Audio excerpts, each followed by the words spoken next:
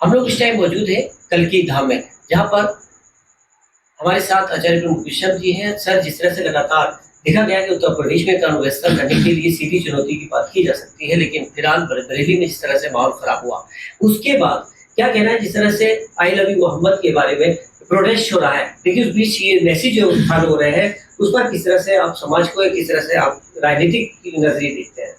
देखिए, पहली बात तो ये है कि जहाँ लव है वहाँ प्रोटेस्ट नहीं है, और जहाँ प्रोटेस्ट है वो मोहब्बत नहीं है, वहाँ लव नहीं है। मोहब्बत में आंदोलन करने की जरूरत थोड़ी पड़ती है। जहां तक सवाल है पैगंबर इस्लाम प्रॉफिट मोहम्मद साहब का, तो उनसे तो हम भी मोहब्बत करते हैं, मगर अगर आप मोहम्मद से मोहब्बत का नाम लेकर के दंगा करेंगे, आप पुलिस पे पत्थर फेंकेंगे, हुकूमत के कानून को की धज्जियां उड़ाएंगे, आप मुल्क के आइन पर भरोसा नहीं करेंगे, तो दिक्कत पैदा होगी। झगड़ा हिंदू और मुसलमान का नहीं है, झगड़ा है कट्टरपंथी उपद्रवियों और संविधान का।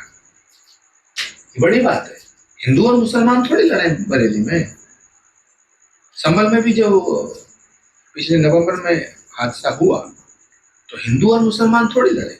झगड़ा हिंदू और मुसलमान का नहीं है, झगड़ा है उपद्रवियों का, अराजकतावादियों का और संविधान का।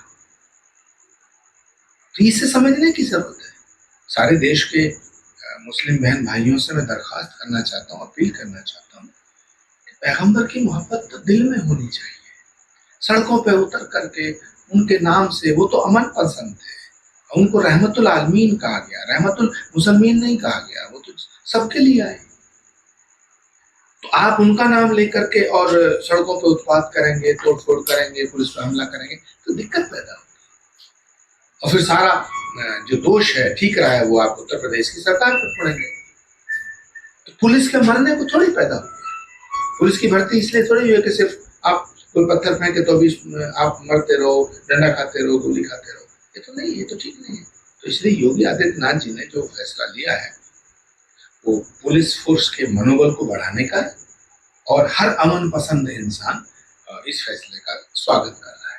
अगर पाकिस्तान जिस क्रिकेट की बात की जाए, ट्रॉफी नहीं दी है, जवाब दिया है, और जो शहीद हुए उनको भी नमन किया जा रहा है। देखिए, भारत के खिलाड़ियों ने भारत के मस्तक को ऊंचा किया है।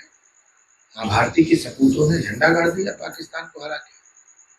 विजय विश्व तिरंगा प्यारा झंडा ऊंचा रह गया हमारा। ना हाथ मिलाया और ना उनके हाथ से ट्रॉफी ली। ये तमाचा है।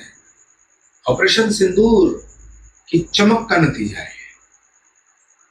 हर भारतवासी खुश है, सब भारतवासी खुश है, होना चाहिए।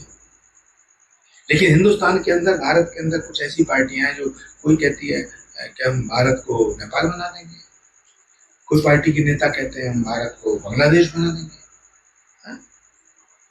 अरे तुम्हारा दिमाग खराब है। रहते हिंदुस्तान में, बातें पाकिस्तान जैसी करते हो। तो गलती मुसलमान बहन भाइयों की नहीं है, गलती तो, गुनाह तो ये लोग कर रहे हैं। राष्ट्र विरोधी कानून के तहत तो इन नेताओं को जेल जाना चाहिए, जो मुसलमान बहन भाइयों को भड़का रहे हैं, जो उन्हें सड़कों पर उतारने को मजबूर कर रहे हैं, उनके मुस्तकबिल को खराब कर रहे हैं। फिलहाल जिस तरह से धार्मिक बातें, धार्मिक अफवाहों पे जो समाज को, चाहे राजनीति हो या किसी तरह से भी प्लेटफॉर्म शोषण हो, ऐसे लोगों पर कड़ी कार्रवाई होनी चाहिए, जिससे कि आगे कोई भी, चाहे वो किसी तरह का हो, धर्म की बात नहीं है, राजनीति देश की बात है।